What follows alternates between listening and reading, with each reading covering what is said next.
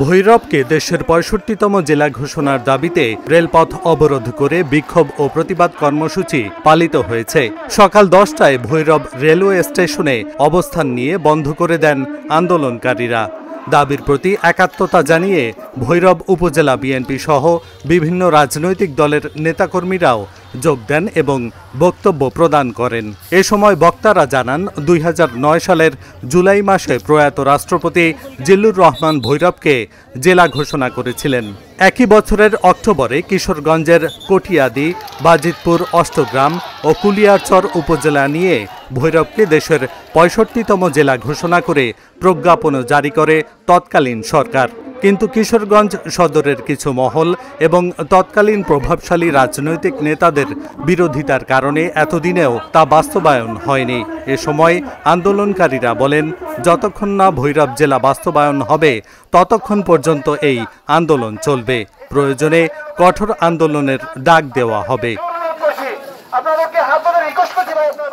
আজকের যে অবরোধ আন্দোলন, এটি ভৈরববাসীর দীর্ঘদিনের প্রত্যাশা যে ভৈরবকে জেলা বাস্তবায়ন হবে। দীর্ঘ ১৬-১৭ বছর ভৈরববাসী এটার জন্য প্রতীক্ষায় ছিল, কিন্তু আমরা দেখছি ইন্টারিম সরকার, নতুন সিটি কর্পোরেশন, বিভিন্ন থানা প্রশাসনিক বিকেন্দ্রীকরণ হচ্ছে, কিন্তু ভৈরব জেলা যেহেতু বাস্তবায়ন হচ্ছে না, ভৈরববাসীর মনের দীর্ঘ খুবই প্রতিফলন এখন ঘটছে।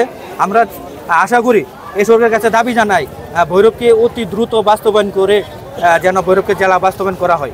ধন্যবাদ। যে আমাদের অধিকার সরকার আদায় করে দেখ, না হয় আমরা অনির্দিষ্টকালের জন্য পুরো ভৈরবকে আমরা ব্লকেট করে দেব। আপনারা তো ইতিমধ্যে দেখেছেন যে আমাদের ভৈরবে কি অপ্রীতি একটা ঘটনা ঘটেছে।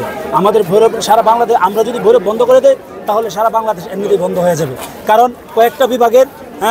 আমাদের কয়েকটা বিভাগের রেলপথ এবং সড়কপথ আমাদের ভৈরবের উপর দিয়ে আমরা এই ভৈরবের যত রাস্তাঘাট সমস্ত বন্ধ করে দেবো। এবং ঢাকার যে কারেন্টের যে লাইন, গ্যাসের লাইন আমাদের ভৈরবের উপর দিয়ে গিয়েছে।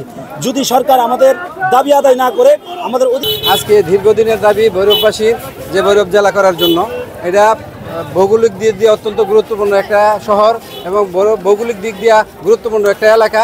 এখানে নদী বন্দর রয়েছে, এখানে ব্যবসা প্রতিষ্ঠান রয়েছে, ব্যবসার জন্য বিখ্যাত, এবং আমাদের রেলওয়ে জংশন রয়েছে। এই দাবিটি দীর্ঘদিনের। আমরা ভৈরববাসীর পক্ষ থেকে ভৈরববাসীর যে দাবি, প্রাণের দাবি, সেটার সাথে আমরা একত্রতা ঘোষণা করছি। ভৈরব জেলা বাস্তবায়নের জন্য আমরা 12ই অক্টোবর থেকে আমাদের শান্তিপূর্ণ আন্দোলন, 13 দিন যাবৎ শান্তিপূর্ণ আন্দোলন করছি, মানববন্ধন করলাম, বিভিন্ন স্মারকলিপি দিলাম, যতটুকু দরকার সব কিছুই করছি, নৌপথে, রেলপথে এবং সড়কপথে। তারপর আমরা গতকাল থেকে আমরা ওই ব্লকেট কর্মসূচি ঘোষণা করলাম। গতকাল 2 ঘন্টার মতো ভৈরব দুর্গমুড়ে আমরা ব্লকেট পালন করছি শান্তিপূর্ণভাবে। আজকেও আমরা গতকালকের মতো আজকে রেলওয়ে স্টেশনে শান্তিপূর্ণভাবে ব্লকেট কর্মসূচি পালন করতেছিলাম।